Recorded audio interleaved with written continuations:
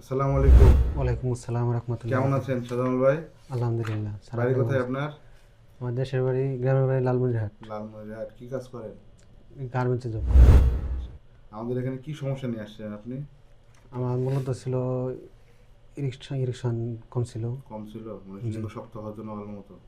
না, সময় কেমন পেতেন? আগে সময় কম পাইতাম, 1-2 মিনিট সর্বোচ্চ। তাই? জি।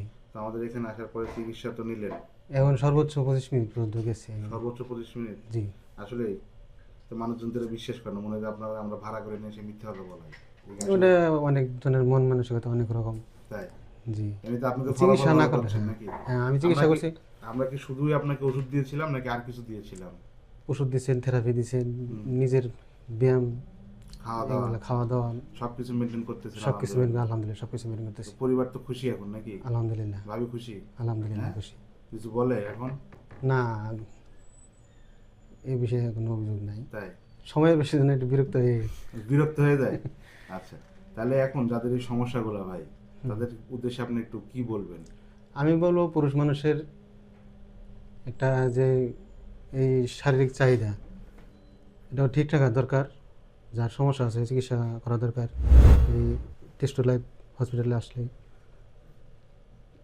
ডক্টর এবি সিদ্দিক স্যারের সাথে দেখা করতে পারে। হুম। দেখা করলে কি হবে? চিকিৎসা নেবে, সুস্থ হবে চিকিৎসা নিলে সুস্থ হয়ে ইনশাল্লাহ যাবে ইনশাল্লাহ। নাকি?